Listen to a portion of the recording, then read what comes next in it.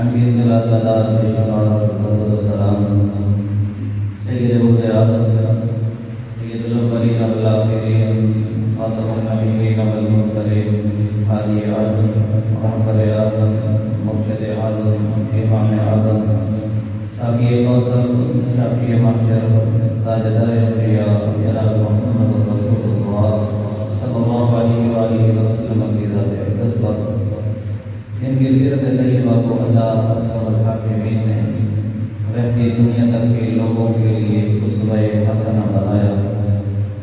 اللہ نے آپ صلی اللہ علیہ وسلم کی اتباع و پیروی کو ہی دنیا و آخرت کی فلاح اور کامیابی قرار دیا۔ سامعین محترم، اس دنیا کی زندگی میں رہتے ہوئے انسان پر ہمیشہ ایک طرح کے حالات نہیں رہتے، حالات بدلتے رہتے ہیں۔ کبھی خوشی ہے تو کبھی غموں کا اسے سامنا کرنا پڑتا ہے، کبھی خوشحالی ہے تو تنگ دستی بھی اس کو دیکھنا پڑتی ہے، کبھی یہ بیمار پڑ جاتا ہے، کبھی صحت مند تندرست اور توانا ہوتا ہے۔ یہ سارے معاملات جو دنیا کی زندگی میں انسان سے درپیش ہوتے ہیں، زندگی کسی چیز کا نام ہے اور ہر چیز کا خالق، اس کو پیدا کرنے والا وہ اللہ کی ذات ہے۔ اللہ خالق کل شیء۔ چونکہ یہ بات یہ مسئلہ عقیدے سے متعلقہ ہے،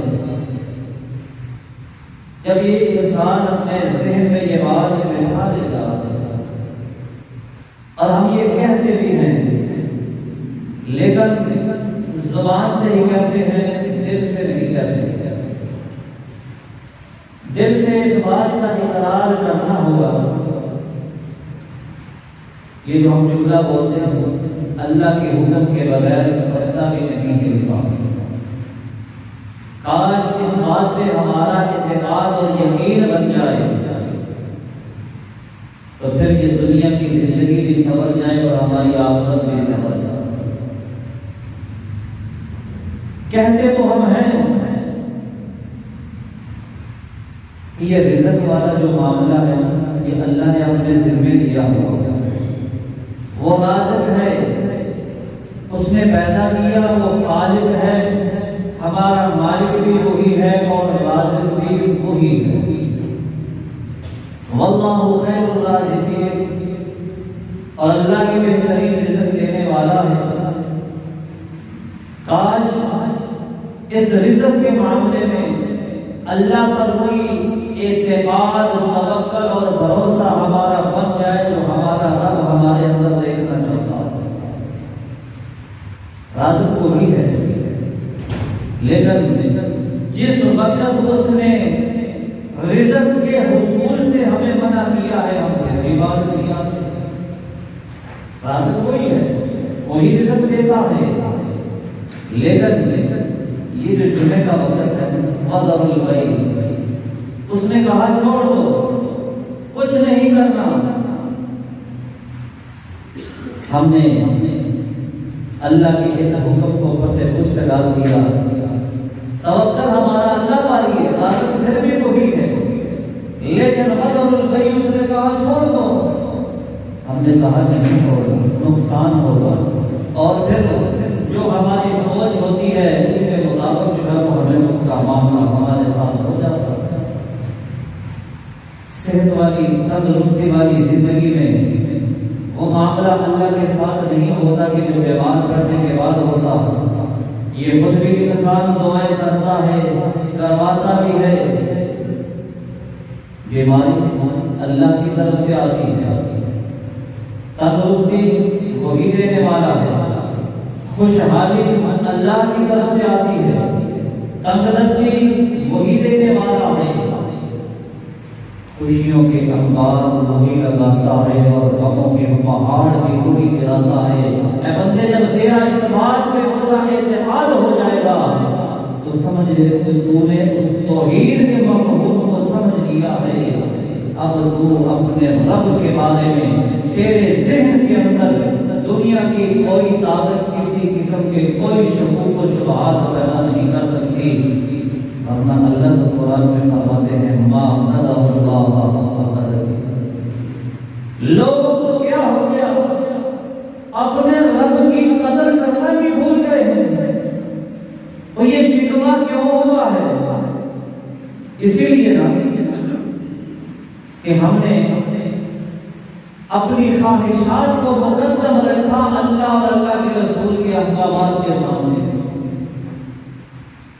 حکم کچھ اور تھا، خواہش چاہت منشا کچھ اور تھی۔ ہم نے اپنی خواہش کو تو نہیں ٹھکرایا، کیونکہ اس کو ٹھکرانے سے معاشرے میں لاکھ چلی جاتی ہے۔ اللہ اور اللہ کے رسول کے احکامات ہم نظر انداز کرتے چلے جاتے ہیں۔ تو حضرات محترم، اسی بات کی دعوت تھا، یہی پیغام ہے۔ اللہ کے نبی یار جس کو اللہ نے اپنا خلیل بنایا تھا نا، اپنی قوم کے سامنے جب رب العالمین کا تعارف رکھا تو ذرا سننا، اللہ نے ان الفاظ کو قرآن بنا دیا جو خلیل اللہ نے اپنی قوم کے سامنے رب العالمین کا تعارف کرواتے ہوئے رکھے تھے۔ انہوں نے یہ کہا یہ تو سارے کے سارے میرے دشمن ہیں۔ کون؟ غیر اللہ، اللہ کے علاوہ جن کو تم اللہ والی صفات دیتے ہو میں ان سے دشمنی رکھتا ہوں۔ الا رب العالمین، اور میری دوستی، میری یاری، میرا تعلق، میری محبت وہ کس کے ساتھ ہے؟ جو جہانوں کا رب ہے، جہانوں کا پالنے والا ہے۔ ابراہیم تیرے رب کا تعارف کیا ہے؟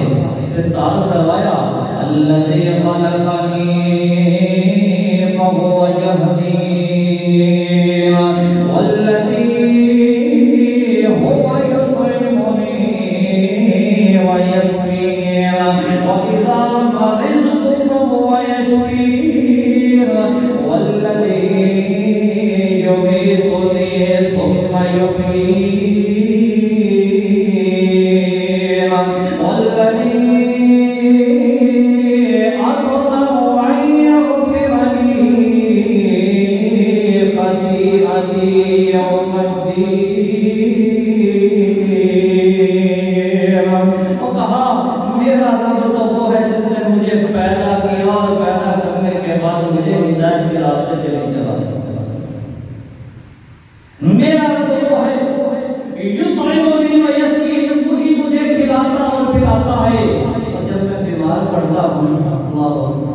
حالانکہ بیماری اللہ کی طرف سے آتی ہے، لیکن چونکہ اس میں انسان کی اپنی شامتیں آباد ہوتے ہیں، جس کی وجہ سے اس پر مشکلیں، مسائل، تکالیف کا اسے سامنا کرنا پڑتا ہے۔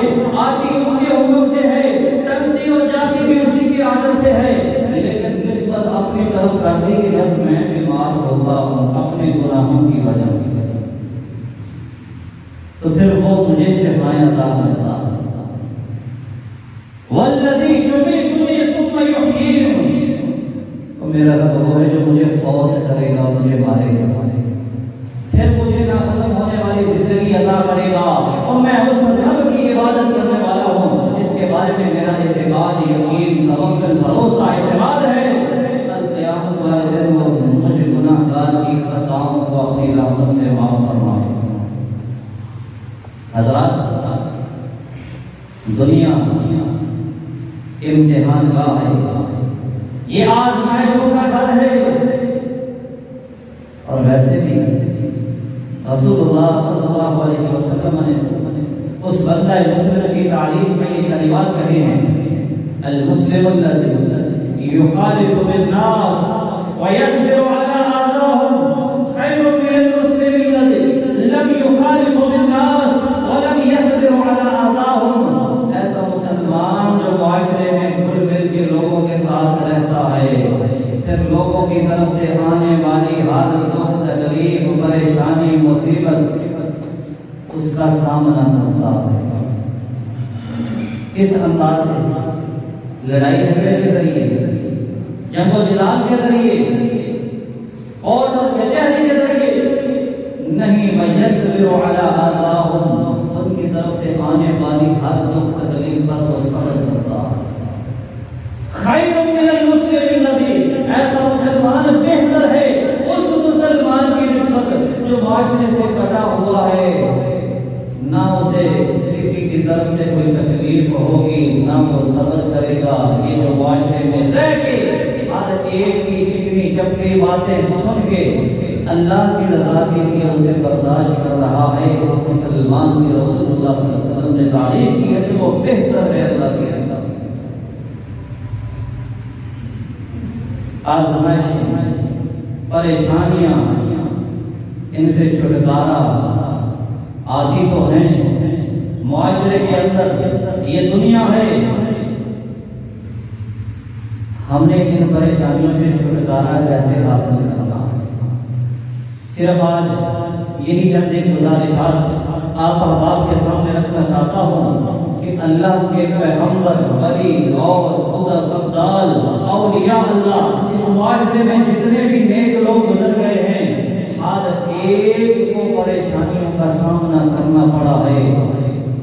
اگر ان کے ساتھ یہ معاملہ ہوا ہے تو ہم تو بلا اولا پھر ہیں ہی گناہگار، لہٰذا اگر ایسے معاملات بن جائیں تو پھر کس راستے پہ چلنا ہے؟ شریعت نے ہماری یہ بھی رہنمائی فرمائی۔ پریشانیوں کا حل، ان سے چھٹکارا کیسے؟ ایک وہ جو ہم اپنے ذہن میں سوچ لیتے ہیں، جو ہماری ذہنی اختراع سے وہ مصیبت ہمارے سروں میں آ گئی نا، ہم نے رہنمائی نہ دی، ہم نے اللہ کے قرآن سے بھی نہ سیکھا، پیارے آقا کے فرمان سے بھی نہ سیکھا، پھر جب پھنس گئے تو اب جناب رہنمائیاں لے رہے ہیں۔ اب کیا ہے؟ اب بندہ یہ سوچ رہا ہے کہ کسی طریقے میں جس قرض کے بوجھ تلے دب چکا ہوں نا، یہ میرا ختم ہو جائے۔ اس نے یہ قرض کیوں لیا تھا؟ یہ سود دیا تھا، اپنی خواہشات کی تکمیل کے لیے اس نے پرواہ نہ کی۔ اب کیا ہے؟ اللہ اکبر، اگر اس نے قرآن پڑھا ہوتا، پیارے آقا علیہ السلام کا فرمان پڑھا ہوتا کہ اس کا سب سے ہلکا گناہ، سب سے ہلکا گناہ سود کا ایسا ہے جیسے انسان اپنی سگی ماں کے ساتھ کھڑا کرتا، تو وہ کبھی ایسا قدم نہ اٹھاتا، لیکن خواہشات نے اسے ایسا گھیرا، اب پریشانیوں میں گر گیا ہے نا، اب وہ چھٹکارا چاہتا ہے۔ اسی طرح بے شمار معاشرے کے اندر ایسی الجھنیں اور پریشانیاں ہیں، حضرات کچھ پریشانیاں ایسی ہیں جو انسان پہ آ جاتی ہیں، جب وہ آ جائے وہاں انداز رویہ کیا ہے، اور کچھ پریشانیاں وہ ہوتی ہیں جو انسان خود مول لیتا ہے۔ یہ آپ کو بتاتا ہوں، اللہ رب العزت نے قرآن مجید میں ایک اعلان فرمایا ہے، وَلَنَبْلُوَنَّكُمْ بِشَيْءٍ مِّنَ الْخَوْفِ وَالْجُوعِ وَنَقْصٍ مِّنَ الْأَمْوَالِ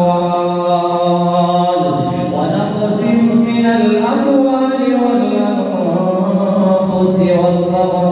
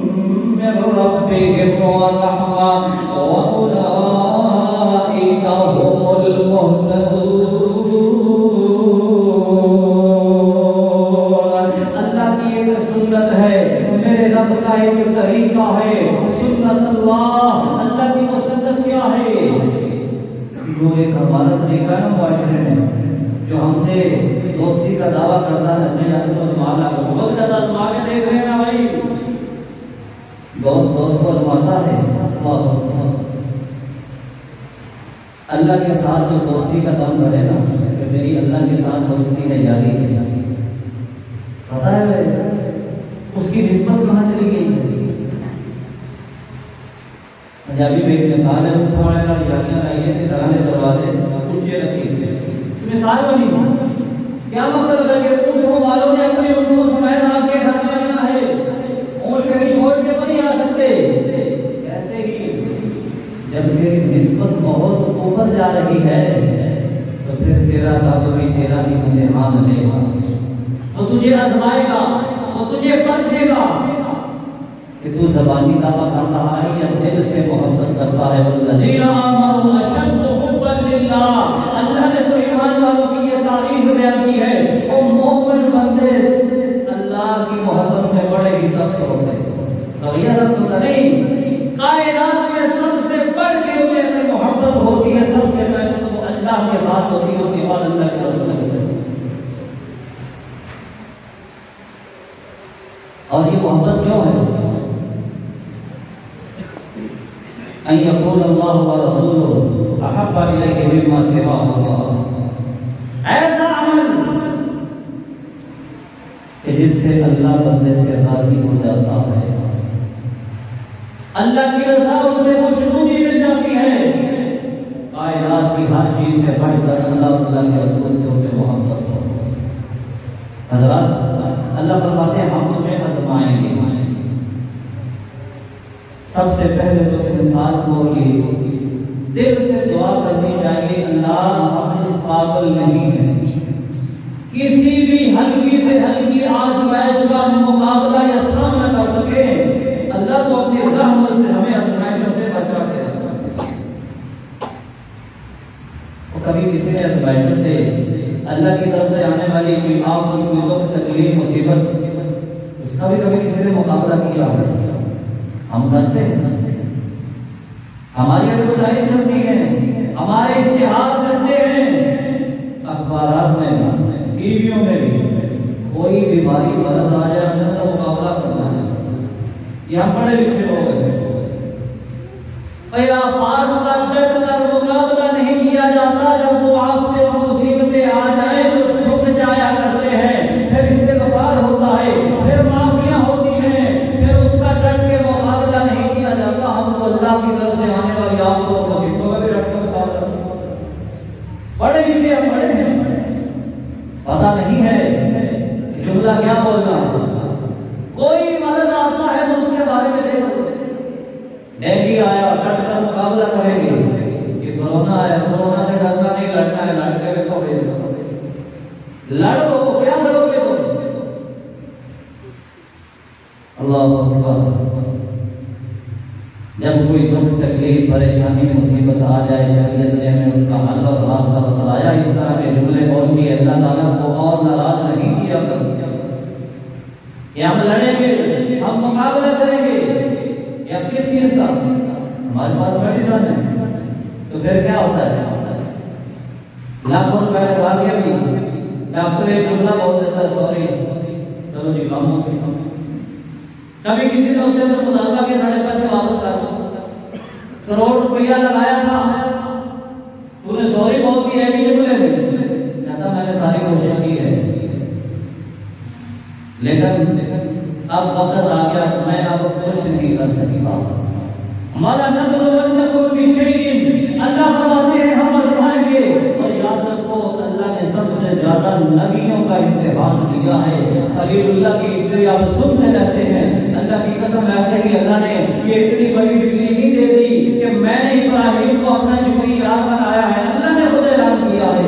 پیارے آقا نے سلام فرماتے ہیں نبیوں کا امتحان ہوا، اور سب سے زیادہ محمد رسول اللہ صلی اللہ علیہ وسلم کو اللہ نے آزمایا، وہ خلیل اللہ بن گئے، جن کی جد سے نسل سے آپ آئے تھے، اور انہیں اللہ نے اپنا حبیب بنا دیا، حبیب اللہ۔ اور عام پھر خطاب اللہ کا یہ آ گیا کہ ہم تمہیں آزمائیں گے، جن کو ایمان والوں آپ تو مانتا ہے اس کی آزمائش کیا ہوگی؟ بشیء من الخوف، تم پر خوف مسلط کر کے ہم آزمائیں گے۔ یہ کیا کرتا ہے؟ وہ دشمن کا خوف، اللہ اکبر۔ اور جب انسان اللہ کے احکامات کو، اللہ کی حدود کو، شعائر اللہ کو، جسے کہتے ہیں اپنے سے پشت ڈال دیتا، پاؤں تلے ڈھونک دیتا ہے، کوئی اس کی پرواہ نہیں کرتا، اللہ اپنوں کا ہی خوف اس پہ مسلط کر دیتے ہیں۔ ایسے لوگ آ جاتے ہیں کہ جو پھر اپنے دل میں ان کے بارے میں کسی قسم کی کوئی نرمی نرم محبت رکھتے ہی نہیں۔ پیارے آقا علیہ السلام ایسے تو نہیں، اپنی دعاؤں میں یہ دعا مانگا کرتے تھے، اللہم لا تسلط علینا بذنوبنا من لا یخافک ولا یرحمنا، اور شہزین کے مالک ہم پہ ایسے مسلط نہ کر دینا، لا تسلط علینا بذنوبنا، پیچھے سبب بھی آپ نے بیان کیا، اللہ ہمارے گناہوں کی وجہ سے ہم پر ایسے لوگ مسلط نہ کر دینا جو نہ تجھ سے ڈرتے ہو اور نہ ہمارے بارے میں ڈرتے ہو۔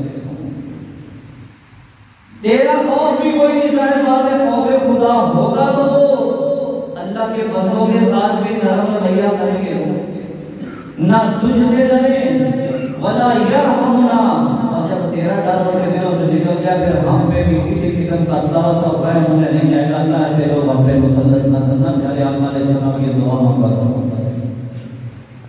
والجوع، ہاں ہم تمہیں بھوکا رکھ کے تمہارا امتحان لیں گے، پھر کیا ہوتا ہے؟ یہ انسان گھبرا جاتا ہے۔ کیسے گھبراتا ہے؟ پڑھا لکھا ہوں، بڑی ڈگریاں پاس ہیں، جاب میں بھائی در در کے دھکے کھائے، بچوں کے لیے روزگار کوئی نہیں، اللہ اسے روٹی دے رہا ہے، سسٹم چل رہا ہے، لیکن جیسے اس کی سوچ ہے اتنا بھی نہیں ہے، یہ اس کے زمائش ہو رہے، امتحان ہو رہے، یہ فیل ہو جاتا ہے، اللہ کی قسم فیل ہو جاتا ہے، اور فیل بھی اتنا برا ہوتا ہے، خسر الدنیا والآخرہ، دنیا کا بھی خسارہ، آخرت کا بھی خسارہ اپنے کھاتے میں ڈال کے اللہ کے پاس چلا جاتا ہے، جسے ہم لوگ خودکشی کرتے ہیں۔ آئے روز خبریں سنتے ہو، پڑھتے ہو، حالات سے دل برداشت کرنا، بھوک کی وجہ سے، مہنگائی کی وجہ سے، اور مان لیا سب کچھ ہے، لیکن ان چیزوں سے چھٹکارے کا راستہ یہ تجھے کس نے بتایا؟ یہ اسی نفس نے بتایا ہے جو تجھے غلط راہ کی طرف لے کے جاتا ہے، جو تجھے تیری خواہشات کے سہانے خواب دکھاتا ہے، اب وہ تجھے ایسے ہی نظام پہ مجبور کر دیتا ہے، پھر یہ اس دنیا سے جاتے ہوئے نا ایک ویڈیو میسج اپنا چھوڑ جاتا ہے، پھر ہم لوگ وہ سنتے ہیں، پھر وہ شیئر ہوتا ہے، پھر لوگ کمنٹس کرتے ہیں، پھر لوگوں کی ہمدردیاں اس کے ساتھ ہوتی ہیں، پھر بلیم کسی پہ لگا دیا جاتا ہے، اس کی وجہ سے ایسے ہوا۔ اللہ نے اس کی پکڑ کرنی ہے، اس کو بلانا ہے، ادھر آ، تیرے اندر یہ روح یہ جان میں نے ڈالی تھی، تجھے کس نے کہا تھا اس کے اندر اپنا حق استعمال کرنا؟ بس تو گھبرا گیا۔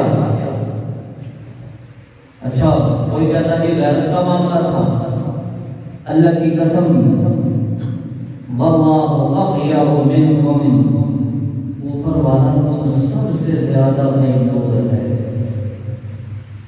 وہ روزانہ اس دنیا میں کیا کچھ نہیں دیکھ رہا، سب سے زیادہ غیرت مند ہے۔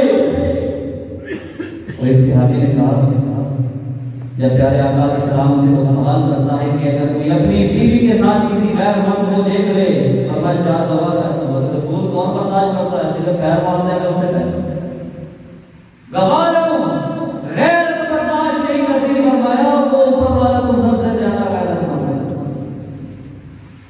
ہو سکتا ہے میاں بیوی کی کوئی چپکلش ہو، بے شمار ایسے قصے کہانی سے غیرت کے نام پہ جو قتل کی جاتے ہیں، کہ کہانی کچھ اور نکلتی ہے۔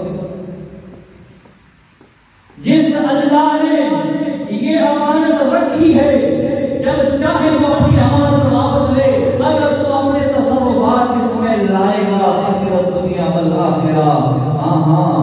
اس نے کہا تھا میں تمہیں بھوک سے ونقص من الاموال، مال کی کمی سے تجھے آزماؤں گا، تو دل برداشتہ ہو گیا، تو تنگ دستی کو نہیں دیکھ سکا، یہاں تک کہ تم نے کہا اپنی جان کی ختم کر لیتے ہیں۔ وقتی طور پر تو یہ سوچ لیا کہ مفلسی، غریبی، اس بھوک سے بچ گیا، مر گیا تو چلو میری جان چھوٹ گئی، دنیا کے سارے معاملات تیری جان چھوٹی گئی، اللہ کی قسم تو ایسا فلسفہ ہے کہ تو کبھی نکل نہیں سکتا۔ تجھے شیطان نے ایسے گڑے اور کنویں میں پھینک دیا ہے جہاں سے نکلنا محال ہے، ناممکن ہے۔ اب تو گھبرا کے کہتے ہیں کہ مر جائیں گے، اگر مر کے بھی چین نہ پایا تو پھر کدھر جائیں گے؟ اسلام نے اس فعل کو حرام کیا ہے۔ اللہ فرماتے ہیں ہم آزماتے ہیں، یہ آزمائش میں فیل ہو گئے، اس نے یہ سبق اٹھا لیا، کیا کیا؟ اپنے آپ کو مار دیا، کیا کیا؟ غصہ آیا، بیوی کو مار دیا، بچوں کو قتل کر دیا، نہر میں پھینک دیا، زہر والی گولیاں دے دی، آئے دن یہ واقعات، یہ 2-3 دن پہلے جیل کے اندر ایک عورت نے اپنے بچے مار دیے، دل برداشت ہو گئے، اللہ اکبر۔ تو اس کا مطلب یہ ہے کہ تم قتل کرنا شروع کر دو، پھر ہم لوگ ان کی سپورٹ، ہمدردیاں ان کے ساتھ ہماری ہو جاتی ہیں۔ کوئی یہ سفید کبھی او بھائی ٹھیک ہے سبب یہی بنا، لیکن وہ صبر کس چیز کا نام ہے؟ آزمائش کس چیز کا نام ہے؟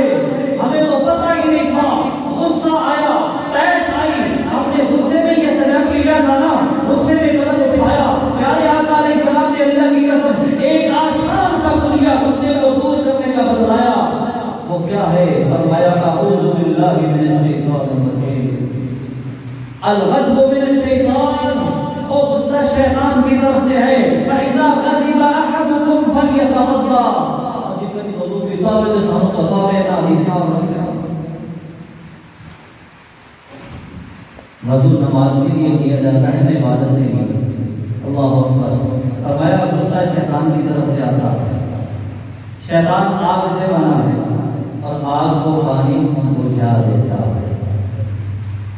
فَإِذَا غَضِبَ أَحَدُكُمْ، کسی معاملے میں پریشانی ہے، دل برداشتہ ہو گئے ہیں، غصے میں یہ سارے سٹیپ لیے جاتے ہیں نا، یا انسان مایوس ہو جاتا ہے، وہ اس سے ہٹ کے الگ ہو جاتا ہے۔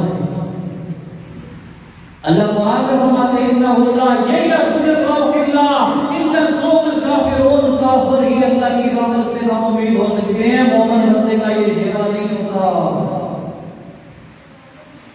قل یا عبادی الذین اسرفوا علی انفسهم لا تقنطوا من رحمت اللہ لا تقنطوا من رحمت اللہ، حالات بدلتے ہوئے وقت نہیں لگتا، اتنا گھبرا گیا، اتنا دل برداشتہ ہو گیا کہ تو نے ایسا قدم اٹھا لیا کہ جس سے اللہ تعالیٰ کو اتنا غصہ آتا ہے، اتنا غصہ آتا ہے کہ پیارے آقا علیہ السلام نے فرمایا جو شخص جس قسم کی چیز سے خود کشی کرتا ہے، اپنی جان کو ختم کر دیتا ہے، قیامت تک بار بار اسے یہی سزا ملتی ہے۔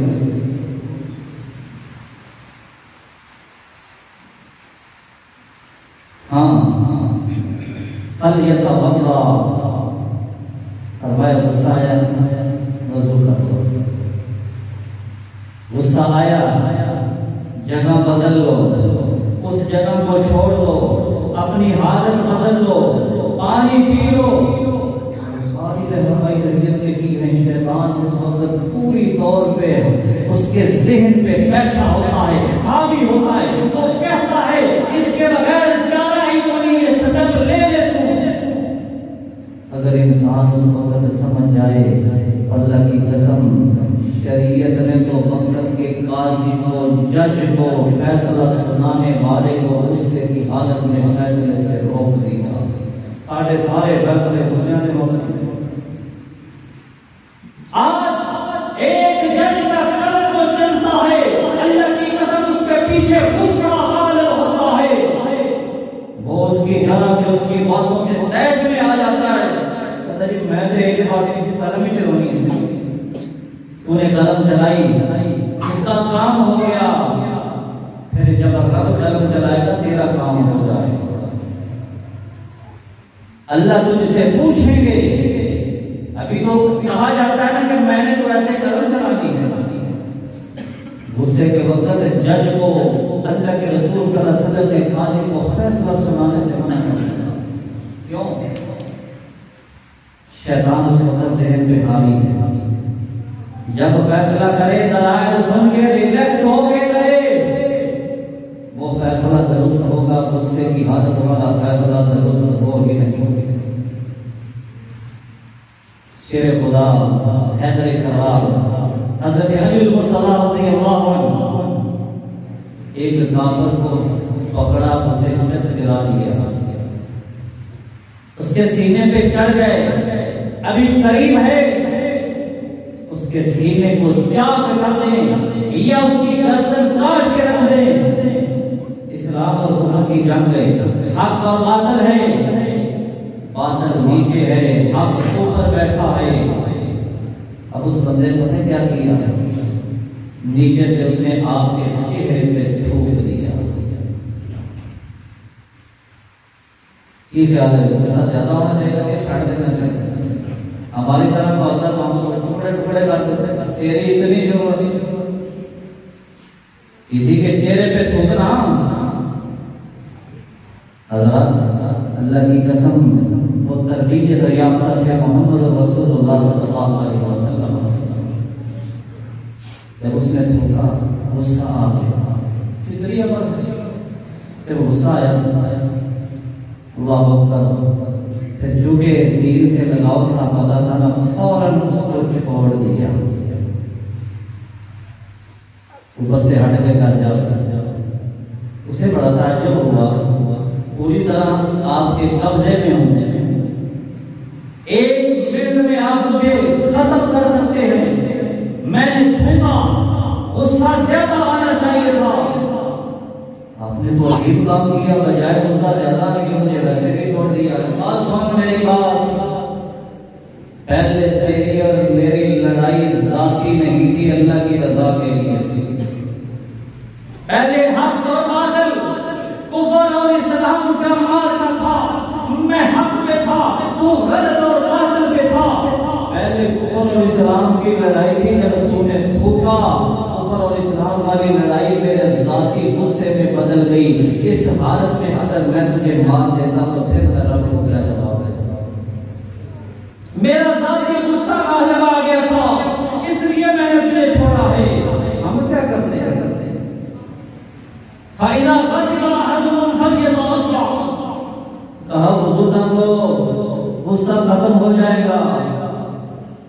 پیارے آقا علیہ السلام نے دو آدمیوں کو دیکھا، لین دین کا تنازع چلا، ایک آدمی غصے میں اتنا آ گیا، چہرہ سرخ، رگیں پھول گئی۔ آپ صلی اللہ علیہ وسلم فرماتے ہیں مجھے ایک ایسا عمل، ایسا کلمہ، ایسی بات یاد ہے، اگر یہ پڑھ لے تو اس کا غصہ ابھی دور ہو جائے۔ اللہ کے رسول کو کیا ہے فرمایا؟ اعوذ باللہ من الشیطان الرجیم، اور اللہ سے مدد مانگی، اللہ شیطان سے میں تیری پناہ میں آتا ہوں۔ ہماری کو پناہ میں ہے تو مجھے ہاتھ نہیں لگا سکتا، تو اللہ کی پناہ میں آ جائے، پھر شیطان اس پر کیسے حملہ کر سکتا؟ قتل کیوں کیا؟ غصہ۔ بیوی کو طلاق کو نہیں ہوا، اس سے جا کے طلاق دے گئے، خاندانوں میں پھوٹ دلوا دیتا ہے، شیطان اس قدر حاوی ہوتا ہے کہ وہ انسان کی جان کے ہی درپے ہو جاتا ہے۔ حضرات پھر انہی حالات سے گھبرا کر، پریشانیوں سے گھبرا کر وہ اپنا خاتمہ کر لیتا ہے۔ اس کا حل یہ تو نہیں تھا، لیکن اس نے بڑا غلط اس کا انتخاب کیا، اور رسول اللہ صلی اللہ علیہ وسلم نے فرمایا اللہ نے ایسے شخص پر جنت کو حرام کر۔ بتاؤ اس نے بڑا اچھا کام کیا تو ہم ہمدردیاں اس کی کر رہے تھے، اسے کس نے اختیار دیا تھا یہ سبب اٹھائے؟ اللہ اکبر۔ ان الرجل يعمل بعمل اهل الجنہ وهو من اهل النار۔ بس اوقات ایسے ہوتا ہے، اللہ کی قسم پیارے آقا علیہ السلام نے خبردار کیا کہ ایک آدمی ساری زندگی ایسے اعمال کرتا ہے جو اہل جنت والے ہوتے ہیں، نیک اعمال کرتا کرتا اس کا خاتمہ بڑا ہی غلط ہو جاتا ہے۔ وہ اسی انداز میں کوئی دکھ تکلیف پریشانی مصیبت آئی، یہاں تک حالات ہوتے ہیں لوگ تکالیف سے دل برداشتہ ہو کر اور رسائی کا جب لیتے ٹیکا لاؤ جی ہے اللہ تے کم مکاؤ اسی نیچے ٹوٹیاں دے دے پھر یہ پانی کی اللہ۔ ہمارے پاس ٹائم نہیں ہے، کھٹا پھٹ کے پہنچاؤ انہوں نے وراثت بڑھی ہے۔ یہ معاملات دنیا میں ہوتے ہیں، ساری زندگی ایک انسان اچھے اعمال کرتا ہے لیکن وہو من اہل النار وہ جہنمی بن جاتا ہے کہ اس کا خاتمہ ٹھیک نہیں ہوتا۔ وَإِنَّ الرَّجُلَ لَيَعْمَلُ بِعَمَلِ أَهْلِ النَّارِ۔ ایک بندہ ساری زندگی ایسے کام کرتا ہے جو جہنم میں لے جانے والے ہیں، لیکن اس کا خاتمہ ایسا ہو جاتا ہے کہ جس کی وجہ سے وہ اللہ کی جنت کا وارث بن جاتا ہے۔ حضرات وہ 99 بلکہ 100 بندے کا قاتل، پیاسے کتے کو پانی پلانے والی، وہ بنی اسرائیل کا جس نے سڑک سے کانٹے دار جھاڑی کو ہٹا دیا، غفر اللہ لہ، اللہ نے اسے معاف کر دیا۔ وہ جس نے بچوں کو وصیت کی تھی مرنے کے بعد میت کو جلا کے راک کو بکھیر دینا، اللہ نے کھڑا کر لیا۔ پوچھا لما فعلت ھذا، میرے بندے بتا یہ کام کیوں کیا ہے؟ من خشیتک یا رب، اللہ میں تجھ سے ڈر گیا تھا۔ اللہ نے کہا جا میرا تو اعلان ہے جو میرے سامنے کھڑا ہونے سے ڈر جائے میں نے اسے ڈبل جنت دینے کا وعدہ کر رکھا۔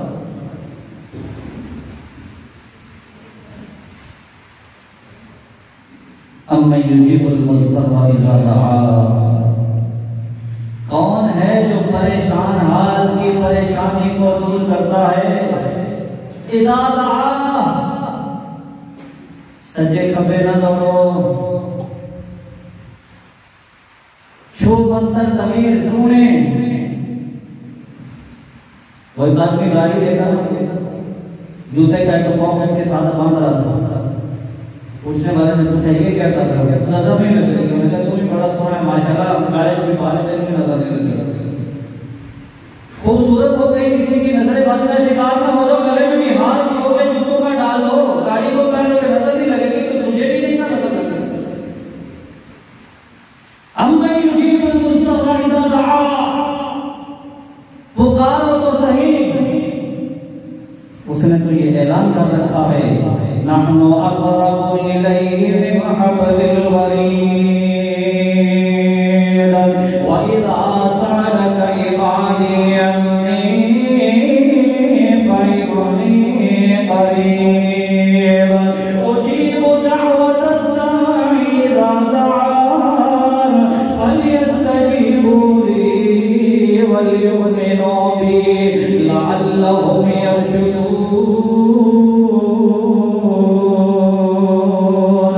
پیارے پیغمبر صلی اللہ علیہ وسلم، آپ سے جب میرے بندے میرے بارے میں پوچھے نا تو انہیں بتا دینا میں قریب ہوں۔ اللہ کتنی قربت ہے، کہا تیری شان سے بھی زیادہ تجھ سے قریب ہے۔ تو دوسروں کو پریشانیاں کیوں سناتا ہے؟ جو تیری شہادت سے بھی زیادہ قریب ہے، دل سے اس کے ساتھ کال ملا، رابطہ کر۔ اللہ کی قسم دیکھنا پریشانیاں جاتی ہوئی نظر نہیں آئے گی، کہاں گئی ہے؟ اس نے یہ وعدہ کر رکھا ہے، شرطیں دو لگا دی ہیں، فَلْيَسْتَجِيبُوا لِي وَلْيُؤْمِنُوا بِي، اللہ پر ایمان رکھتے ہوئے خلوص سے نیت کے ساتھ یہاں سے بات کرنی ہے، اللہ کو چیک نہیں کرنا۔ ہم تو دعائیں وظیفے بھی اللہ کو چیک کرنے کے لیے پڑھتے ہیں۔ مولوی صاحب آپ نے جو وظیفہ بتایا تھا میں تو پڑھ کے تھک گیا، اللہ کوئی اثر نہیں ہوا، تو نے پڑھا ہی نہیں، تو نے گنتی پوری کی ہے، سبحان اللہ سبحان اللہ سبحان اللہ سبحان اللہ سبحان اللہ، ہزار دفعہ کرنا کام ہے، ایت کریمہ لاکھ بار پڑھ چھوڑی ہے، اور اللہ کی قسم ایک دفعہ یہ نکلی ہے آواز، وَظَنُّونِ إِذْ ذَهَبَ مُغَاضِبًا فَظَنَّ أَن لَّن نَّقْدِرَ عَلَيْهِ فَنَادَىٰ فِي الظُّلُمَاتِ أَن لَّا إِلَٰهَ إِلَّا أَنتَ سُبْحَانَكَ إِنِّي كُنتُ مِنَ الظَّالِمِينَ فَاسْتَجَبْنَا لَهُ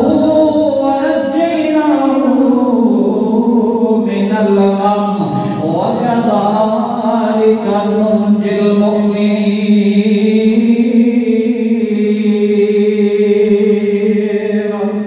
ادھر بھی ایک اللہ کا بندہ ہے پیغمبر کی اللہ کی قسم مچھلی کے پیٹ میں پہنچا ہوا ہے، وہاں سے اس مچھلی والے نے اللہ کو چیک کرنے کے لیے یہ جملہ نہیں بولا، دل سے نکلا ہے، عرش الہی سے جا کے نکلا ہے،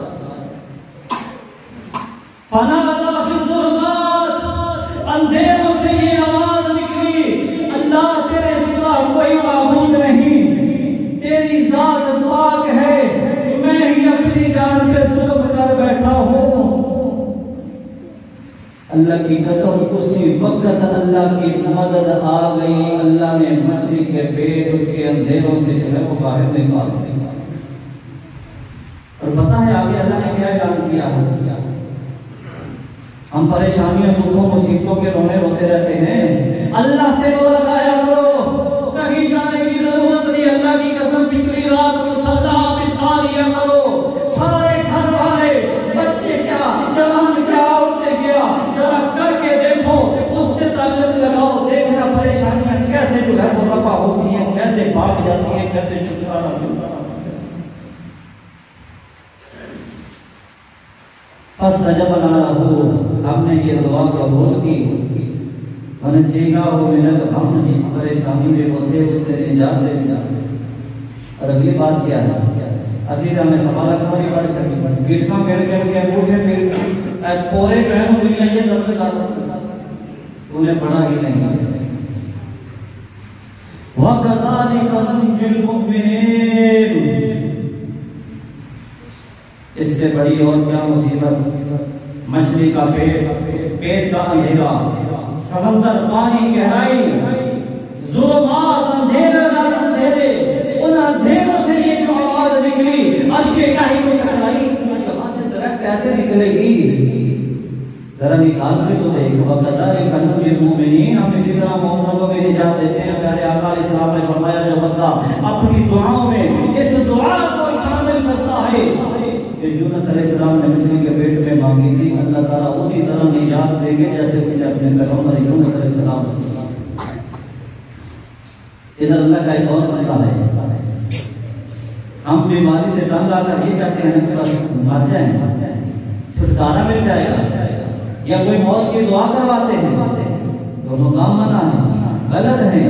ایک صحابی نے کہا اللہ کے رسول اب تو موت آ جائے، فرمایا اللہ سے یہ دعا نہ مانگ، تو کیوں نہیں کہتا اللہم احیینی اذا کانت الحیات خیرا لی وتوفنی اذا کانت الوفات خیرا لی، عرش والے جب تک میرا زندہ رہنا میرے حق میں بہتر ہے، اللہ مجھے زندہ رکھنا، اور جب میرا فوت ہو جانا میرے حق میں بہتر ہو، اللہ مجھے اپنے پاس بلا۔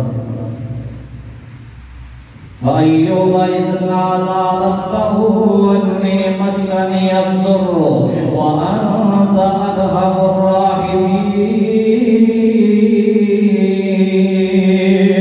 ادھر ایک اور پیغمبر ہے، بڑا عرصہ بیماری میں گزر گیا، ساری بیویاں ساتھ مجھے ختم ہو گیا، وہ تو دل برداشت نہیں ہوتا۔ رب سے تعلق اور پتہ ہے کیا؟ اللہ مجھے تکلیف نے چھوا، کوئی گلا شکوا نہیں رب سے۔ اور رب سے کیا گلے شکوے؟ کہتے خوشحالی کے دن بھی اللہ نے جنہیں دکھائے ہیں، یہ آگے تم کیا؟ اللہ مجھے تکلیف میں چھوا ہے اور تو ارحم الراحمین ہے، سب سے بڑا رحم کرنے والا تو ہے، فاستجبنا لہ۔ اللہ فرماتے ہیں دعا قبول ہو گئی، ہم نے مال و متاع بھی دیا اور دنیا کی ساری رونقیں جو پہلے تھی اسی طرح کی دوبارہ عطا کر دی۔ اور تعریف کی اللہ نے اپنے بندے کی کہ ہم نے امتحان لیا، تکلیف دے کر امتحان لیا۔ انا وجدناہ صابرا، ہم نے ایوب کو بڑا ہی صابر پایا۔ نعم العبد انہ اواب، وہ بڑا ہی چنگا بندہ سی، وہ ہماری طرف رجوع کرنے والا۔ کاش ہم بھی ایسے بن جائیں کہ ہمارا رب ہمارے بارے میں یہ الفاظ استعمال کرے، کہاں کرے؟ ملائکہ کے سامنے، یہ میرے بندے بڑے ہی اچھے، یہ بڑے ہی صابر، انہیں کوئی دکھ تکلیف پریشانی ٹینشن مصیبت پہنچتی ہے تو یہ میرے دروازے پہ دستک دیتے ہیں۔ پیارے آقا علیہ السلام جس کا ہم نے کلمہ پڑھا ہے، جب بھی کوئی پریشانی ہوتی ہے اللہ اکبر، سب سے واحد حل اللہ کی قسم نماز، مصلی بچھا کے یہاں سے نمازی چونکہ اللہ سے ملاقات کرتا ہے تو پھر جب اپنے رب کو اپنے دکھڑے سناؤ گے اللہ کی قسم اللہ تعالیٰ ہر طرح کی آزمائشوں سے چھٹکارا دے دیں گے۔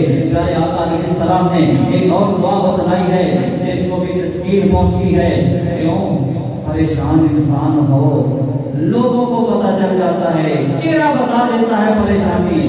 فرمایا جب کوئی ٹینشن دکھ تکلیف پریشانی ہو یہ پڑھا کرو، یا حی یا قیوم برحمتک استغیث، اے حی و قیوم ہمیشہ رہنے والے بادشاہ میں تیری رحمت کا ہی طلبگار ہوں، اللہ اپنی رحمت مجھ پہ رکھنا، ایک لمحے کے لیے بھی اپنی رحمت سے مجھے باہر نہ نکالنا۔